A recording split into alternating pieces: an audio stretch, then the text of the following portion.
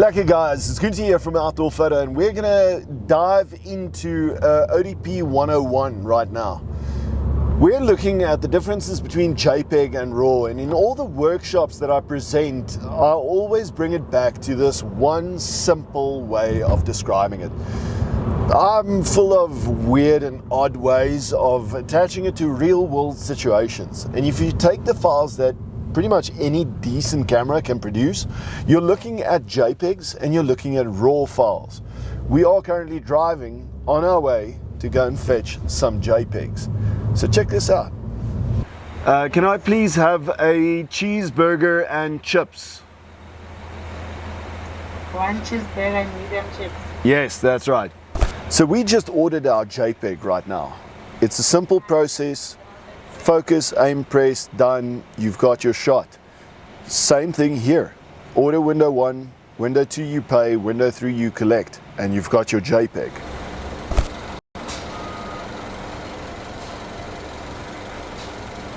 That was easy. Thank you. Forward, Squire. Okay, thank you. That's perfect. Thank you so much, appreciate it. And that was quick and easy. So it's as easy as half press, focus, full press, take the shot. You've got the goods, you've got that great stuff. It's been processed, it's done, it's ready. Now let's check out the RAW.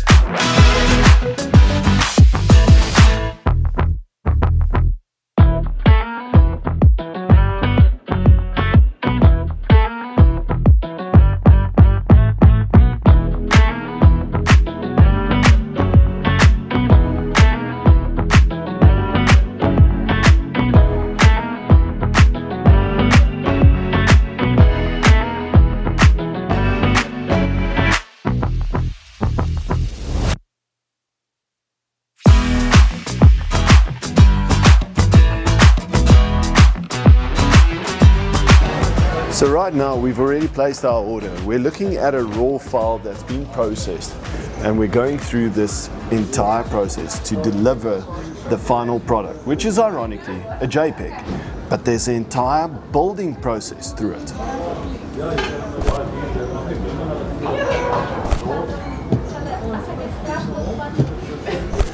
As you can see, there's obviously a huge difference between these two different files. So the JPEG that's already been processed by the camera is a quick hit and run. It's an easy solution, it's great, it's fast, it doesn't take up a lot of space or effort, but the RAW file has to go through an entire processing process, if I can call it that. And that's going to give you a different result. It's not going to be the same. One is for high production, like just fast moving stuff. If I'm going out and I'm shooting JPEGs, it's probably of the family, because I just need those happy memories. If you're not interested in the food making process, if you're not interested in the cooking process, you're going to stay away from the RAW file. A RAW file, you still have to go and process. You still have to do all your contrast, your sharpness, your brightness, whites, blacks, highlights, shadows, dehaze, you name it. There's so much more detail and steps that you have to follow with a RAW file versus the JPEG, which is as easy as half press, full press, shots on the card, there you go. Order window 1, pay window 2, collect window 3. Cooking process versus JPEG process, That's why RAWs definitely have their place in the market. That being said, the one highlight that I want to bring into the factor here is that JPEG definitely has a place in the market. JPEG is the most versatile, not versatile, but the most commonly used file type on audio video devices. So JPEG is viewable from almost anything with a screen these days, be it your phone, be it a TV, be it wherever in the world. JPEGs have become universal. They are going to be replaced by HEIF files in the near future, but the big factor here is the final product is going to be a JPEG file. The process to get to it differs. We've got two burgers here, and that's it. Which one do you choose? Bam, guys, back into the conclusion, diving into the differences between JPEG and RAW. When we have a look at these different files, and what I've done here is I've taken shots of these burgers in JPEG and RAW. Most of the decent cameras can deliver both files simultaneously. So they'll be numbered exactly the same. It's a RAW shot and a JPEG that's been processed. So it's basically duplicating shots in your camera. You don't have to stress about it. It's not going to affect your frame rate too much. But the big thing here that I want to show you is exactly how you edit these things and how it affects the image quality and just how much you can edit in it. So on the side, I've just dragged these things, dropped it into Photoshop, and it opens up Adobe Camera Raw. That gives me the opportunity. I've set my Photoshop up in a way that it actually picks up all this detail and everything. It picks up both the JPEG and the RAW. Some other setups on Photoshop won't necessarily allow the JPEG, and the default for Lightroom is when you drag it in, it'll actually pick up that folder contains a RAW and a JPEG, and it discards the JPEG. So let's dive into this. When we have a look on the side here, and I'm simply going to Control A, select all the images on the left hand side here, and I'm going to do the same edits here. The first two shots was exposed correctly for my subject. The second two shots I purposefully underexposed.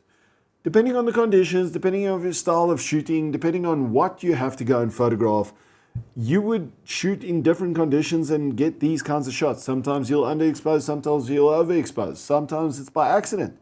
But what I always tell people, overexposed is like my mother-in-law's steak. It is done. It is cooked. There's nothing left of it. There's nothing you can do it. So that's burnt out, it's done, it's toast, it's gone. When something is underexposed, and especially if you've got the raw file, you can still put that thing back on the heat and draw information out. Depending on your sensor type and your camera model and the software that you're using, it will limit you to a specific degree of how much information you can drag out. But if we start messing around here in terms of contrast or shadows, you drag down the whites, you bring some blacks back, just to kind of push that contrast. You can adjust your white balance. So I'm going to go way off cue here with the white balance, and you've got a huge variety of options here, or you can do a custom white balance shift. Now in the custom white balance shift, there isn't too much of a problem in terms of your raw file.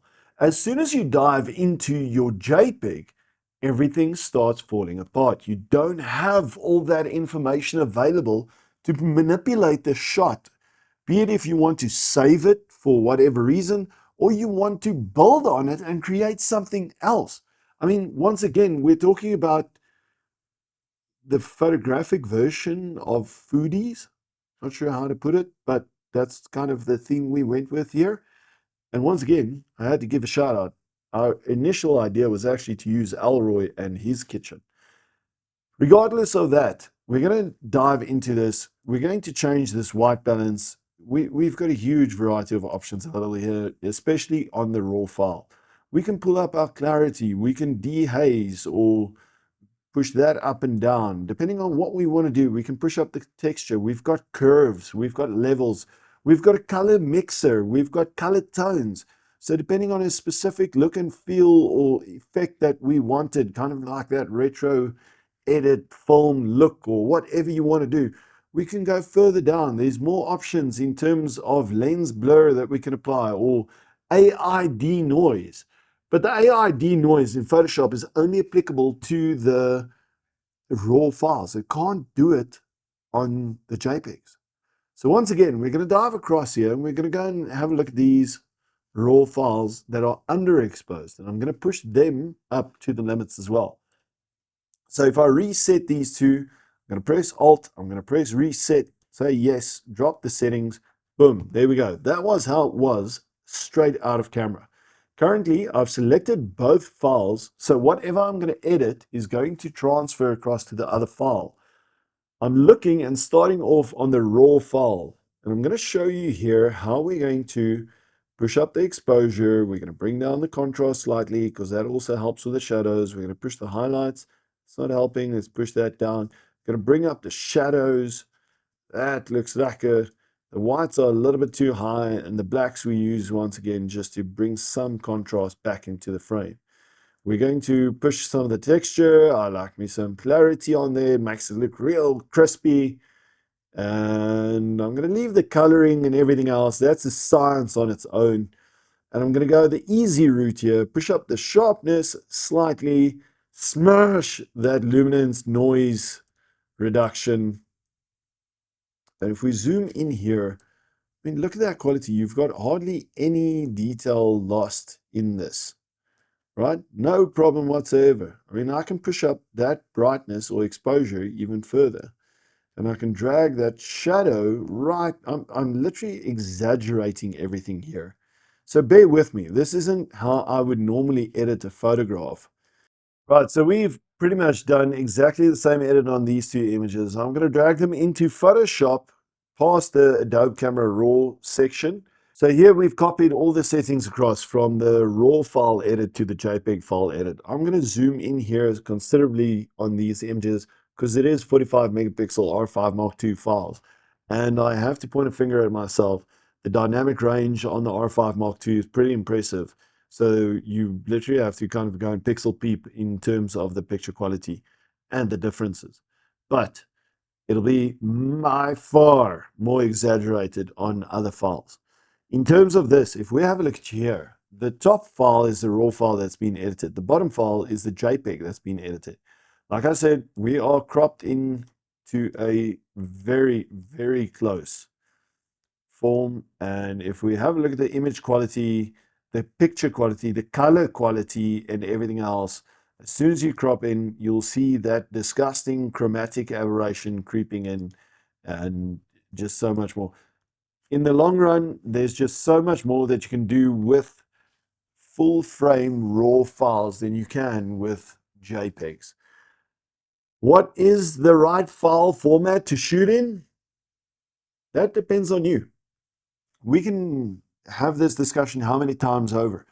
If you like the cooking process, if you like the editing process, shoot in RAW. If you like going out and photographing stuff and having those images as quick as possible and available, shoot in JPEG. I don't see anything wrong with shooting in JPEG. It's what do you want and need. If you're shooting for a client, if you're shooting to print, especially large format, shoot in RAW. There's just so much more information in that file. But if you're going to be looking at files on a screen or sharing it to social media and you want to get that stuff out as quick as possible, shooting JPEG is exactly the file format you need. My father got the advice, unfortunately. He wanted a nice camera. He wanted to take great little pictures, and that was it. He had no interest whatsoever in editing, and unfortunately somebody told him, you have to shoot in RAW to get the best image quality out of your camera. He didn't ever own any editing software. It wasn't in his interest. He had a plethora of images that he could do nothing with. He couldn't even open this stuff. He didn't have the right software. It was pointless advice for him. So my recommendation to you is go and check if you need and want to edit. Then I recommend shoot RAW, guys. That's the difference between JPEG and RAW. The one's a takeaway, and the one is just a passionate process for that final product. Okay, so here's a new challenge. I'm going to get some rapid fire questions just thrown in at me, and I have to answer them as quick as possible. So let's check this out. Question 1. What is the main difference between RAW and JPEG? RAW is a much larger file, contains all the information that the sensor could grab in that moment according to the settings that you set the camera to. It is unprocessed information. The JPEG is a much smaller processed file that the camera delivers. So the camera basically edited slightly. Which format gives better image quality? I hate that question. We just talked about it.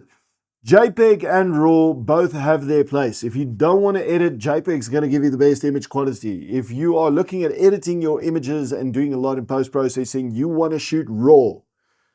Question 3. Why do RAW files often look flat compared to JPEGs? Because they still need color correction, sharpness, contrast, hue, saturation, vibrance. It needs all that little finicky stuff. It's like looking at a raw steak in the market and you still have to take it home, baste it, marinate it, do whatever, spice it, and cook and fry it, lacquer. That's a RAW file. So a lot of the times there's a lot of contrast and everything and saturation that just drops out of the file because you still need to go and cook it. Question 4. Which format is easier to edit? RAW. RAW is just going to give you so much more information. You can crop a JPEG, you can put a filter over a JPEG, and it's going to be great for Instagram or whatever. But if you want pure quality that you can process, it's going to be RAW. How much bigger are RAW files compared to JPEGs? So, looking at the R5 Mark II, the JPEGs that I get out of the camera, depending on ISO settings and a couple of other variations, we are looking at files from anywhere from 6 megabytes up to about 11 megabytes per file. On a RAW file, we're looking at about 50 to 54 megabytes per single image. So roughly speaking, about 5 to nearly 9 times bigger than a JPEG. Question 6. Do all cameras support shooting in RAW? All decent cameras support shooting in RAW. There are some limitations, point and shoot cameras, little other things along the way, but the majority of DSLRs, mirrorless cameras, hell, even most of the new cell phones have a RAW option available. Question 7. Can smartphones shoot in RAW? I think I covered that in question 6. Question 8. When should I choose RAW over JPEG? Do you want to edit? Shoot in RAW. Do you not want to edit? Shoot in JPEG. When is JPEG more practical than RAW? I go and shoot kids' sport. My son plays a lot of sport. I take a lot of photographs. I'm not going to sit and process 1,900 photographs to get the final product. I'm going to shoot in JPEG. I'm going to crop it maybe here and there, and that's about it. And then I share it to whoever is part of the team and the families of the team. It's easier that way. They're happy they're getting images. They don't need raw files. If I'm posting for myself, I'd shoot raw and edit and post it. Shooting.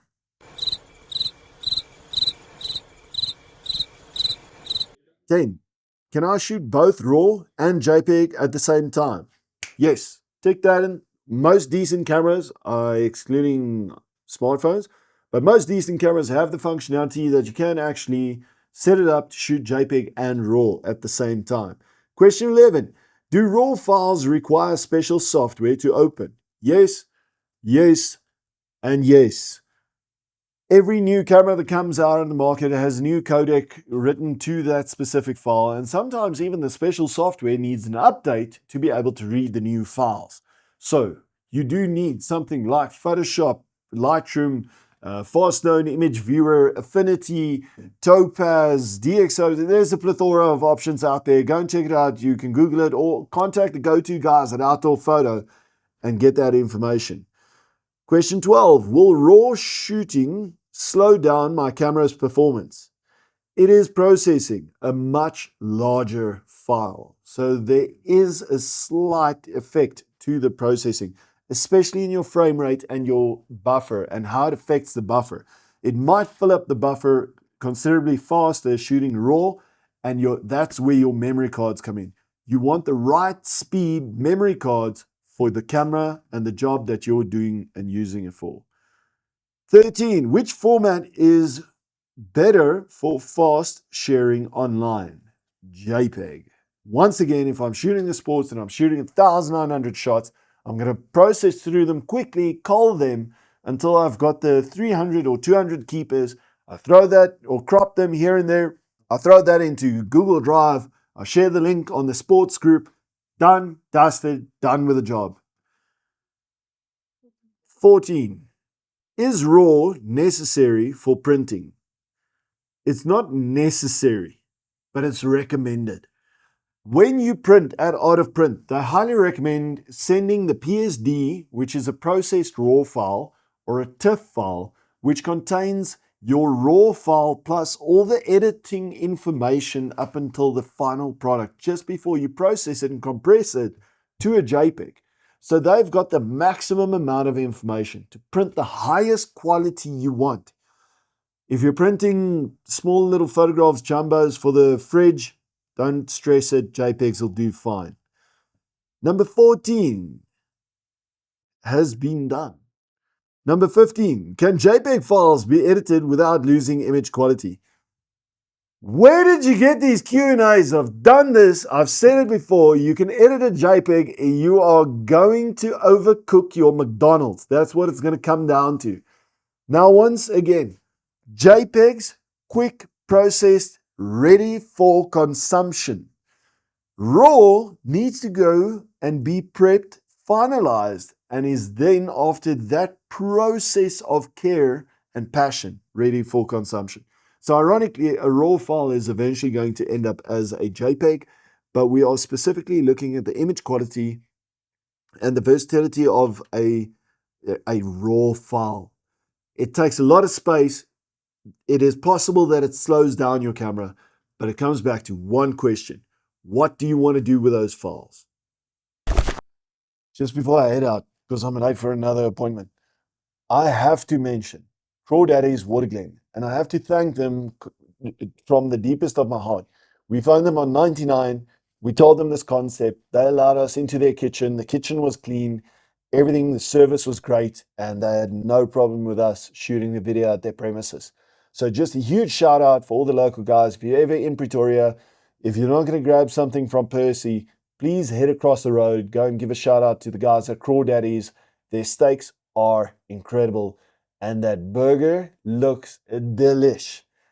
I'm out. Lekker. Cheers.